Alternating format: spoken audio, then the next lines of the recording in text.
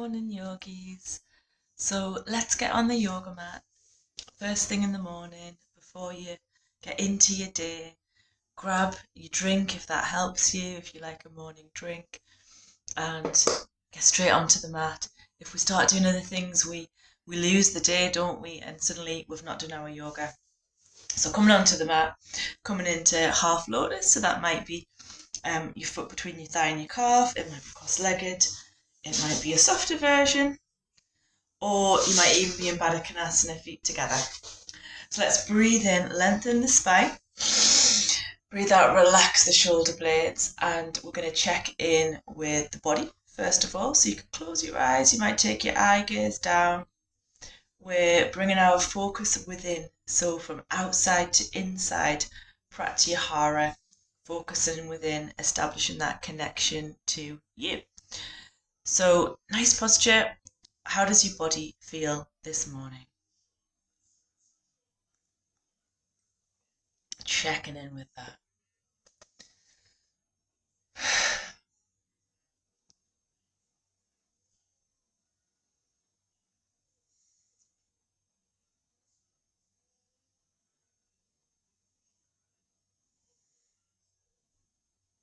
Allow your knees to soften down a bit, your hips to open, your posture to stay nice and tall. And let's move to the mind. So you can keep your eyes closed, or you might again take your eye gaze down. We're keeping the focus within. Just check in with your mind.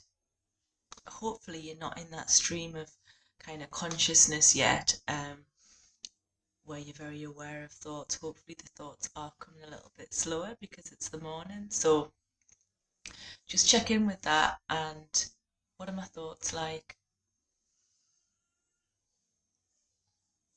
What would I like my thoughts to be like today to support the kind of day that I've got?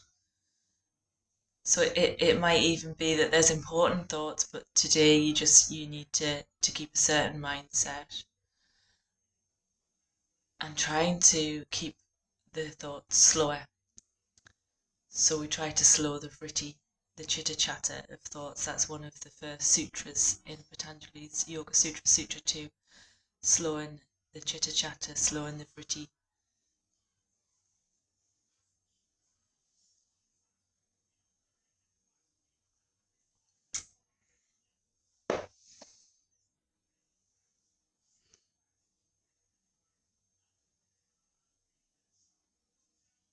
Let's change the foot that's crossed on top, or tucked in, extended, in front, but just let's move it around. Breathe in, lengthen again. Breathe out, relax the shoulder blades. And we're just going to acknowledge how we are emotionally. We're not going to kind of dig into that because we don't want to sort of get upset or spend too much time on that, or even become sort of absorbed in joy. We just want to acknowledge where we are emotionally, sit with it. There might be things that are pleasant, there might be things that are uncomfortable. And it might be that there's an emotion that you need to sort of honour and you do need to dig into, and you could make a time later in the day to dig into that, to really maybe spend time, maybe make notes, maybe find a solution if you need to. But now is just the time to acknowledge, how am I emotionally today?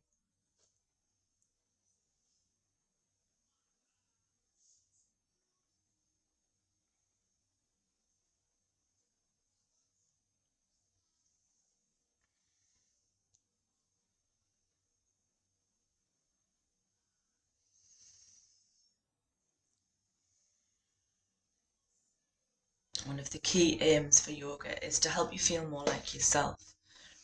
So we've gone from outside to inside, trying to establish that inner connection. We want to really feel like us. We want our body to feel like us, our thoughts to feel like us, our feelings to feel like us. So yoga can help us on that journey to feel more like ourselves. And And that's the key with maybe trying to do some yoga earlier in the day if it suits you, because it establishes that for that day. So let's move out of grounding, and let's move into a little twist. We'll take the left hand across the right behind. Breathe in, lengthen the spine. Breathe out, twist, look over the right shoulder, and we're just going to take 2 breaths. Right hand across, left behind. Breathe in, lengthen. Breathe out, twist, 2 breaths.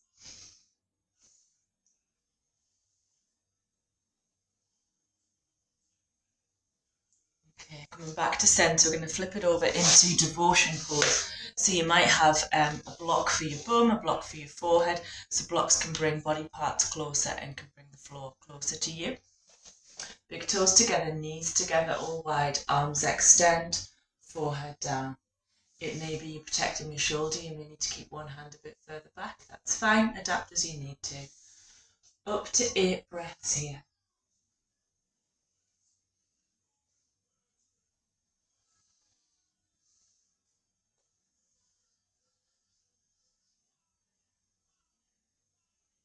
So you can stay in the pose. I'm just coming out to talk to you.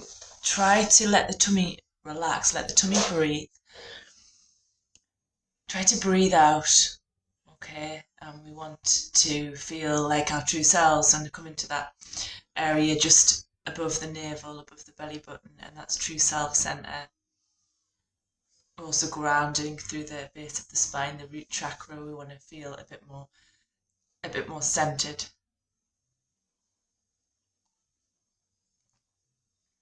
Okay. So from devotion pose, we're going to move up into cobra. So we're going to come forwards. First of all, we get to up dog. So the hips are off the mat, arms are straight. We're looking up. This might not suit everyone, so you might want to soften the elbows, look ahead. So that's cobra, king cobra. Or you might want to come down just the chest legs. Elbows are quite bent. That's your baby cobra.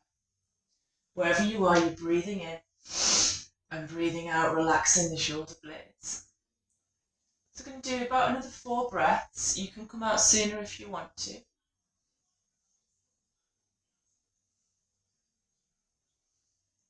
And from here we've got 2 choices. Heading to downward dog, tucking toes, hovering knees, swinging up, or heading to cat. Cat, hands under the shoulders, knees under the hips. Length from cat can be breathing in, dip the mid to lower back, look up. Breathe out, round the spine, tuck the chin in, get flexion. Downward dog, hands are wider than shoulders, push the chest down, lift the bottom, let the head be heavy. Unless you need to protect your blood pressure, you need to look ahead instead. We're going to stay here for up to 8 breaths.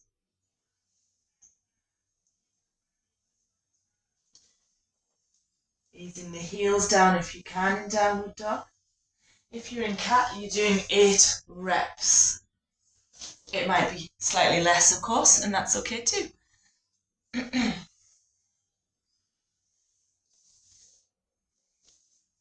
So from cat or dog, we're going to move the left foot or the left knee across, send the right leg into the sky and chuck it over the washing line.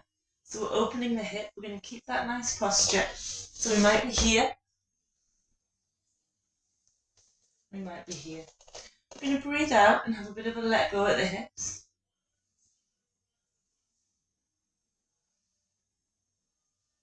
And we're simply going to change sides, replace that foot, or replace that knee, send the other leg into the sky, throw it over the washing line, breathing out.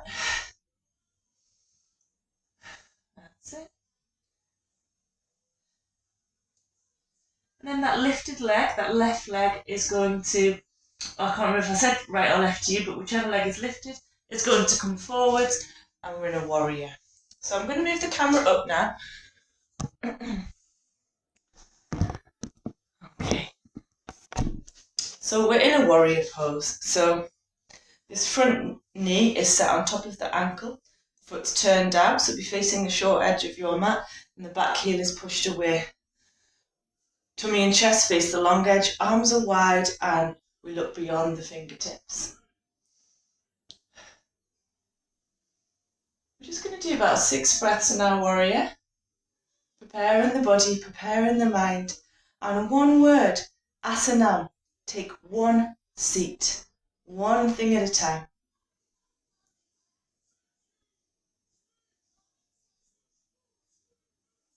The back foot is going to turn to face forwards, the heels off the mat. So in a lunge, you have got the option of dropping the knee down if you prefer. You might drop the knee down halfway. Hands can be heart center wide or overhead. So up to 8 breaths. Halfway, you've got the option of a little bit of a back bend. From here, from arms wide.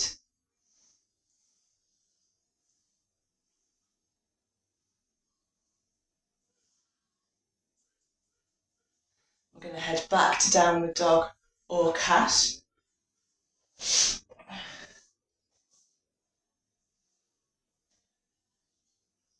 Just for a few breaths, and we're going to lunge the opposite leg to which was just in front.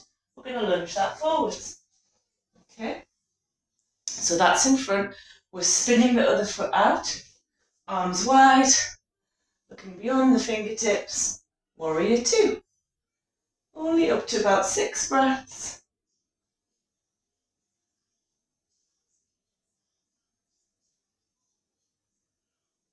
Keep breathing steadily and evenly. And that back foot is going to face forwards. When a lunge, you can drop the knee down. Heart center wide or overhead. Up to 8 breaths. And halfway you might take a back bend. Halfway you might drop the knee down. You actually get a better chance of a back bend with the knee down.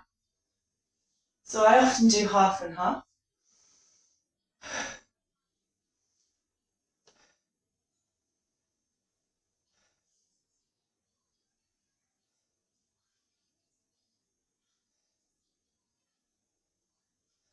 Okay, so this back foot, I'm going to bring it in for tree. So I'm going to bring it in and I'm going to bring it straight up for tree. My tree is coming just above the knee to the inner thigh. You stay facing where you are now because that's made sense with how you've moved on your mat. I'm just turning around so you can see. Your tree could be here, could even be toes to the mat, heel to the ankle if you want. Okay. So we're going to hold the tree for up to 8 breaths. You've probably been there about 3 or 4. Hands heart center or wide. Find a drishti for your eyes. That's a focal point for your eyes. And you may have found that you've been quite you stay in your pose. You may find that you've been quite distracted by the poses. Tree can give, which is brilliant, it stills the mind. Tree can give you a chance to check back in. What's my mind like? What's my breath like? How am I feeling? It's just returning to that oneness that we do try to find in yoga, a oneness of mind, body, heart and soul. But it is good when we get distracted by the poses, don't get me wrong, it is really good because it does give us a reset. But yeah, checking back in every now and then. What is this pose offering me as well as physically? Is it offering me anything mentally or emotionally as well? Okay, so we're going to change the tree leg. So decide where you want to have that. Draw the knee back a bit so you're opening the hip. You might grow this tree tall, arms wide or overhead. Find your drishti.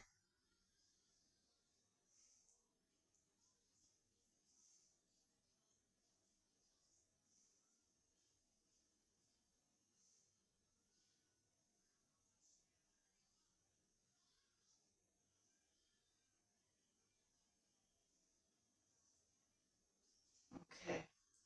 And we're actually going to bring it back down to the mat now. These are just key poses, which for me actually sort of personally, I find sets me up for the day. So certain standing poses, use your tree, a lunge, bringing lots of vitality, a warrior, kind of bringing that mental focus. And then I like to check in with certain areas physically to feel that I know I'm strong there, and stretched there. And then I would usually, ideally, not always, come back to the mat later that day and do more poses. More often than not, if I haven't been on the mat in the morning, I won't do that. So it's almost like, or I'm doing quite a bit of yoga, or I'm doing none at all. So, yeah. Okay. So coming down to the mat, and we're going to go tummy. So we're going to go pro. Okay. I'm going to take hold of my feet. If you can't do that, don't worry. Try to have your arms taut instead.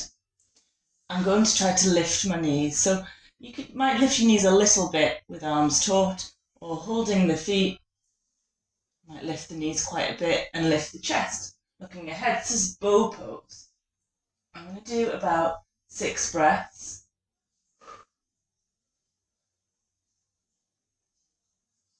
And then I'm going to keep hold of one side and extend. I'm going to have to shuffle the space. Extend the other side. So it's all lifted. It's really only my tummy and my hips that are on the mat. About 6 breaths. Very strengthening. And come back to here. About 6 breaths.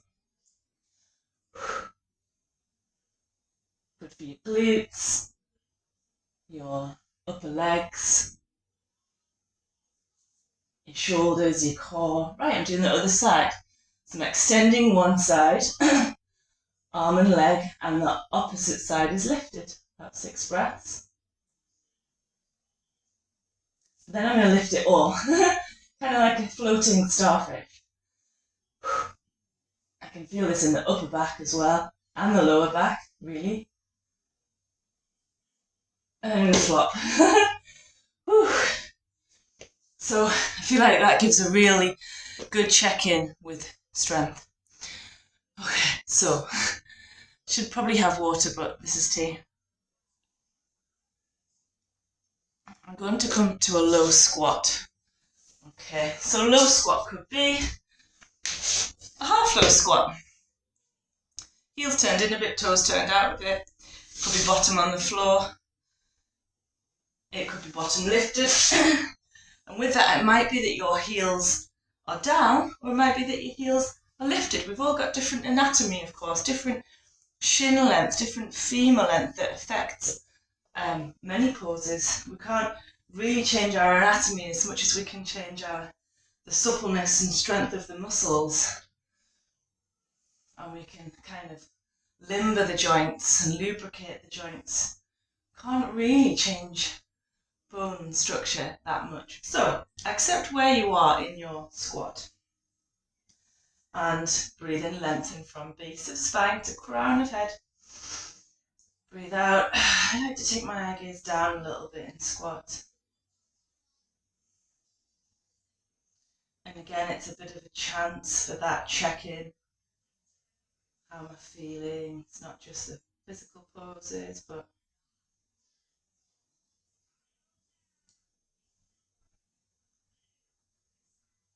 how do I want to be today? And if it's in your practice, you're in the perfect setup now for some kind of a hand-head balance. I haven't got my mat here, so I'm not going to do a head balance today. But I am going to go into low back asana. So wide handspan, knuckles slightly bent so that we've got that little point to catch ourselves in the fingertips. Push the knees to the elbows to the knees. Take the feet back, try to look ahead. It might be that you're just doing one foot at a time, or you're just learning the pose, that's fine. I'm going to do about 8 breaths.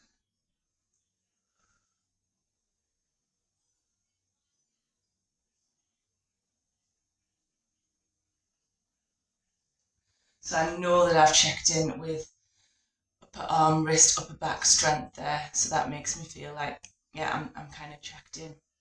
So then I'm going to bring it down for a bridge and a fish shortly to counter this kind of position that I've had to be in for the low back asana.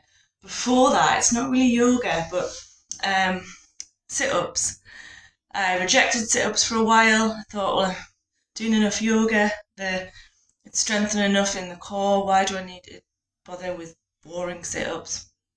But I have found that I'm stronger when I do them. So there we go. So you might like to do your own version of sit-ups here. These are more, I suppose these are more crunches. I don't really know what they'd be technically called. I've got my feet together, my knees wide, press the lower back into the mat, fingertips to the back of the head, arms wide, and I'm going to fix on the ceiling. I'm going to do 8 reps, breathing in to prep, breathing out as a lift, breathe in, breathe out, breathe in, breathe out. So it's only a very small movement, keeping the lower back firmly pressed down. And I'm going to keep one hand to my head and I'm going to reach, just kind of as if I'm reaching below the belly button. And do about 6 or 8, and then I'm going to switch hands. So I feel like this is getting the lower abs.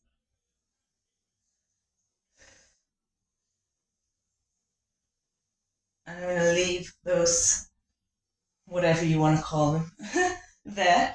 So it's not much, but I find even just doing a little bit, and tomorrow I might do obliques, I might do upper abs, and I find that just a tiny bit is making me much stronger. And actually, it's not about the aesthetics, is it? But actually changing the way that my tummy looks as well. So yeah, we don't have to do an awful lot. So a little bridge just to stretch out the lower back, heels just under the bottom, feet and knees hip distance apart, press the lower back into the mat, breathe in, lift. So bottom and hips have lifted. You can hold your hips, you can interlace, or you can take your arms overhead. Chin to chest.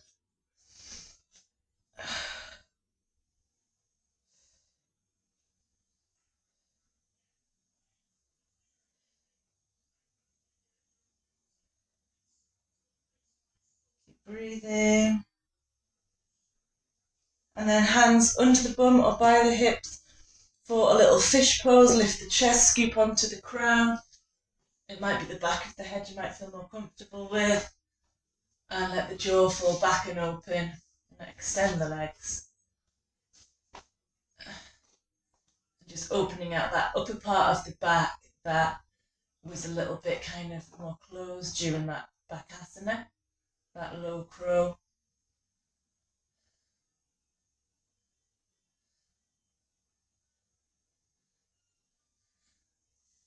And coming back down again.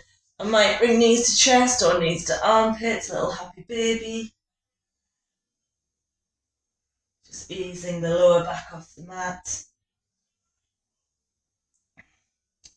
Some of you might manage plough here. It's too early for a plough for me.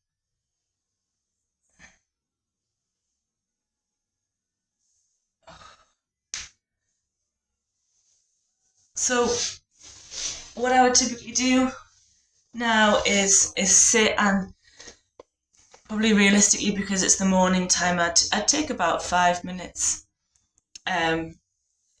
Feeling meditative, not meditating in 5 minutes. You can't get there in 5 minutes, but just a bit like in the very beginning, a bit like an extension of that grounding. If you did have time, 15 minutes meditation or more is brilliant.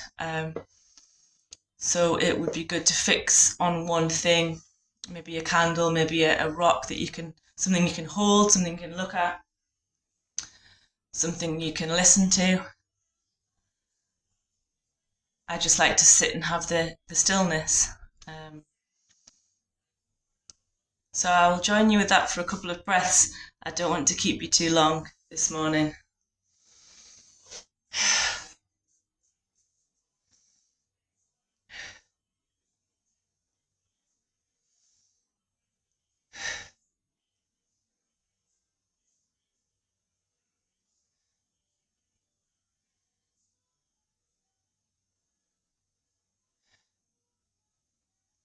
So you might like to pause the video and do that for longer. I'm going to leave you with a closing quote from Buddha. Each day we are, or each morning we are born again. It's never too late to begin anew. Namaste. Om Shanti. Thank you for joining in. Bye bye. Have a lovely day.